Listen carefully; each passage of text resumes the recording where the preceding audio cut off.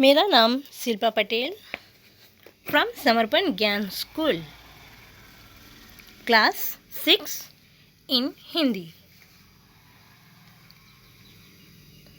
बच्चों, हमने हमारे अगले वीडियो पार्ट 1 में देखा था कि भाषा किसे कहते हैं, भाषा के कितने रूप हैं, लिखित भाषा, मौखिक भाषा का अर्थ समझा, राष्ट्रीय भाषा कौन सी है, राजभाषा कौन सी है, भारतीय भाषा कौन सी है, बोली किसे कहते हैं, ये सब हमने हमारे अगले वीडियो में देखा था।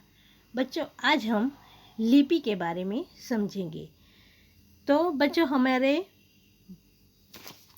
व्याकरण वृक्ष में पेज नंबर 6 हमने पढ़ा, 7 पढ़ा, अभी हम पेज नंबर 8 पर जाएंगे। तो बच्चों, पेज नंबर 8 निकालिए और उसमें लिपि के बारे में हम समझेंगे कि लिपि किसे कहते हैं। प्रत्येक भाषा में लिखने के कुछ चिन्ह निश्चित होते हैं, यही चिन्ह लिपि कहलाता है। हिंदी भाषा की लिपि देवनागरी होती है और अंग्रेजी भाषा की लिपि रोमन होती है। इसी प्रकार हम नीचे उदाहरण देखेंगे कि लड़की नाच रही है, यहाँ पर हिंदी भाषा का प्रयोग किया गया है, इसलिए इसकी लिपि देवनागरी है। दूसरा है उदाहरण है कि द गर्ल इज डांसिंग, ये अंग्रेजी भाषा है, लिपि रोमन है। लिपि के बारे में हमने समझा। अभी हम व्याकरण किसे कहते हैं उसकी तरफ जाते हैं कि व्याकरण वह शास्त्र है जो हमें किसी भी भाषा की शुद्धता के नियम सिखाए जाते हैं, उसे व्याकरण कहते हैं। अभी शुद्धता कैसे दिखाया जाता है वो देखते हैं।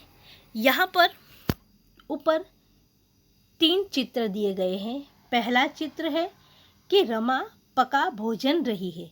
दूसरा चित्र है हमने खाना खा ली है।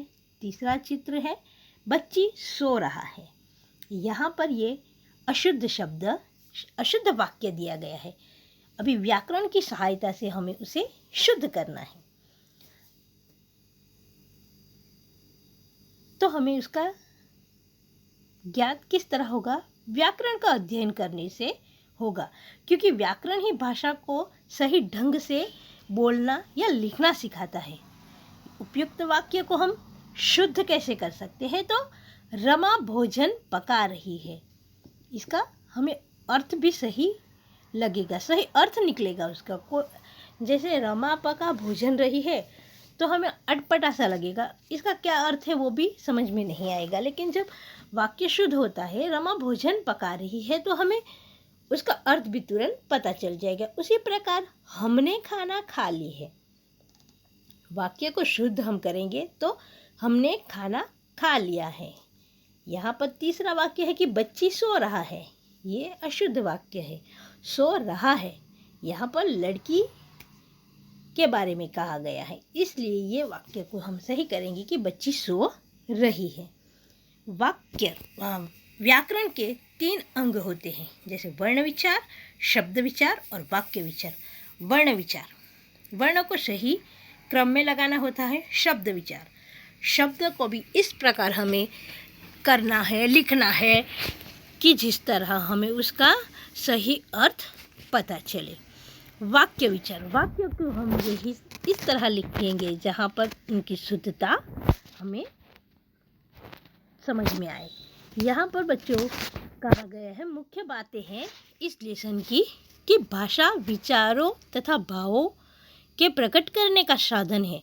हमारे विचार भाव भाषा से ही प्रकट होते हैं। भाषा का क्षेत्र रूप बोली कहलाता है। हम पहले बोली बोलते हैं, हमारे घर परिवार से हम बोली सीखते हैं। भाषा को लिखने के लिए निश्चित चिन्ह लिपि कहलाता है। भाषा को लिखने के लिए हमें निश्चित चिन्ह लिपि कहलाती है। हिंदी हमारे देश की राष्ट्रीय भाषा है। इसकी लिपि देवनागरी है। हमारी राष्ट्रीय भाषा कौन सी है? हिंदी है। और वो कौन सी लिपि में लिखी गई है? देवनागरी लिपि में लिखी गई है। बच्चों, ये सबको ही पता होना चाहिए। संस्कृत हमारी प्राचीन भाषा है। इसमें हम प्रश्न भी कर सकते हैं कि हमारी प्राचीन भाषा कौन सी है? तो हमारी प्राचीन भाषा संस्कृत है। व्याकरण भाषा की शुद्धता के नियम सिखाने वाला शास्त्र है। व्याकरण हमारे जीवन में क्यों महत्व है? तो व्याकरण से ही भाषा शुद्ध होती है, यानी हमारे जीवन में व्याकरण का बहुत ही महत्व दिया गया है।